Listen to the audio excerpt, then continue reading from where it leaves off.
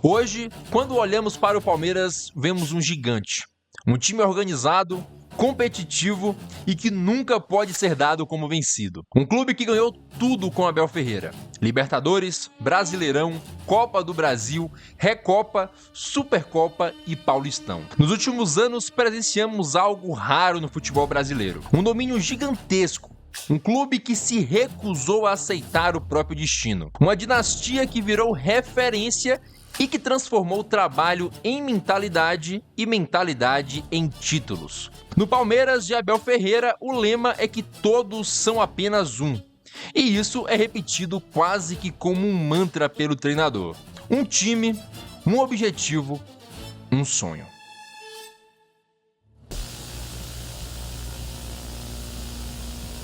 Por 8 anos, o Palmeiras viveu um dos períodos mais ricos de sua história. Venceu Libertadores, Brasileiros e Mercosul. Era um dos times mais temidos do continente. Mas, como todo carnaval tem seu fim, não poderia ser diferente entre Palmeiras e Parmalat. A empresa italiana foi embora pela porta dos fundos, sem festa, sem despedida. Porque, segundo os dirigentes, não fazia sentido comemorar um divórcio. A Parmalat foi embora e levou com ela o que sustentava aquele elenco milionário. O Palmeiras ficou sem dinheiro, sem planejamento e sem estrutura. A virada do século marcou o início de uma longa tempestade no Verdão. Em 2001, o Palmeiras ainda chegou à semifinal da Libertadores pelo 3º ano consecutivo, o que foi um último suspiro de grandeza em bastante tempo. E em 2002, tudo desabou. Goleadas dentro de casa, jogadores apanhando da polícia, torcedores sendo presos, um elenco completamente sem rumo e uma diretoria perdida. A situação ficou tão absurda que após um jogo contra o Santos, um exame de urina detectou uma substância usada para tratar depressão em um dos atletas, uma substância que era proibida. E esse era o retrato de um clube completamente fora de controle. E então veio o que ninguém acreditava ser possível: o primeiro rebaixamento. O Palmeiras, campeão da América em 1999, agora era um time de Série B. Em 2003, liderados por Marcos, Wagner Love, Diego Souza e Edmilson, o Palmeiras voltou para a Série A. Se o Alviverde ainda tinha algo para se orgulhar, era pelo fato de ter um ídolo como Marcos. Um ano antes, o goleiro havia sido pentacampeão do mundo com o Brasil e por isso tinha todo o mercado do mundo a seus pés. Mas mesmo assim, ele escolheu ficar e escolheu jogar a Série B. E escolheu o Palmeiras justamente quando o clube mais precisava. Entre 2004 e 2010, o Palmeiras virou sinônimo de instabilidade política, brigas internas, troca de treinadores e diretores que duravam meses. Até quando parecia que ia, não ia.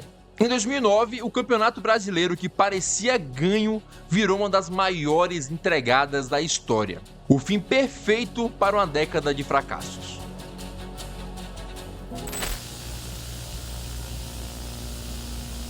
Em 2012, a desordem atingiu seu ápice. As dívidas trabalhistas estavam no teto e mesmo vencendo a Copa do Brasil, meses depois o clube caiu para a Série B pela 2ª vez. E neste ponto estava muito claro: o Palmeiras precisava de um salvador. Em 2013, um nome muda tudo. Paulo Nobre herdou um clube completamente endividado e emprestou mais de 200 milhões de reais do próprio bolso. Aí a pessoa, que é a Carolina Chiofetti, que cuida de todos os meus investimentos, ela um dia chegou e me falou assim: Paulo, vamos conversar aqui sério? Para que você está colocando um banco no meio desse empréstimo? Ou seja, você tomando dinheiro deles e já empresta você direto. Você consegue fazer mais barato para o Palmeiras. Criou um fundo de investimento do futebol, profissionalizou o clube, enxugou gastos e reconstruiu credibilidade. Com Paulo Nobre, o Palmeiras plantou as bases do que viria a seguir. Depois disso vieram Gagliotti, Leila, a parceria com a Crefisa e a inauguração do Allianz Parque. O time voltou a vencer títulos. Conquistou a Copa do Brasil em 2015, o Brasileirão em 2016 e com isso voltou a sonhar alto. Mas ainda faltava uma peça.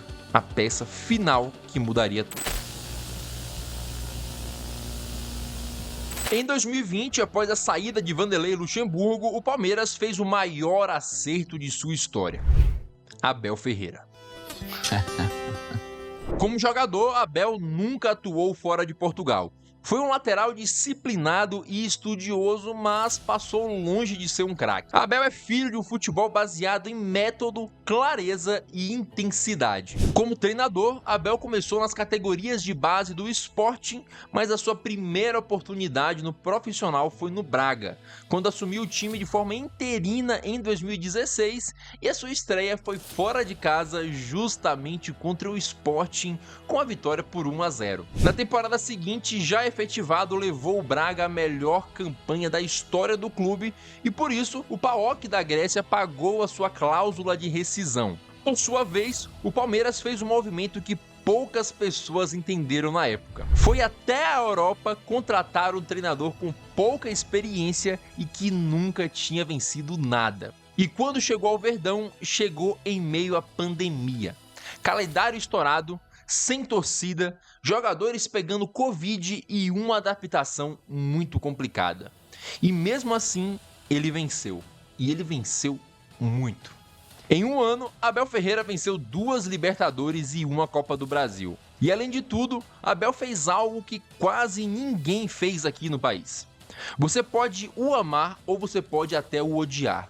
Mas Abel Ferreira não transformou só o Palmeiras, ele mudou todo o ecossistema do futebol brasileiro. Ele documentou a sua metodologia, organizou ideias, escreveu um livro e registrou a sua escola.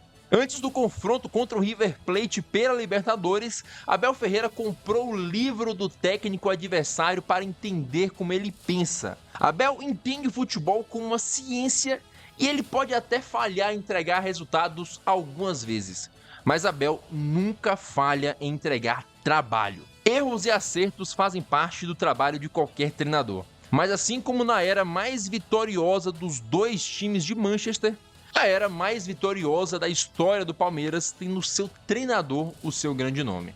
É um time que acredita no seu técnico em todas as instâncias, desde os funcionários do clube até a presidente.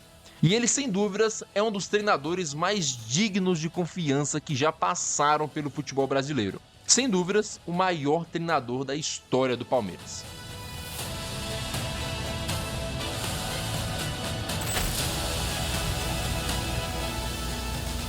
Em 2025, o Palmeiras fez uma das maiores janelas da história do futebol brasileiro. Com poder financeiro, estrutura, base fortíssima e o melhor técnico da América, o Verdão chegou ao topo da cadeia alimentar.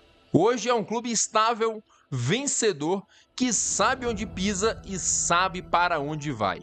Mas existe um novo capítulo sendo escrito, e ele está muito próximo de acontecer.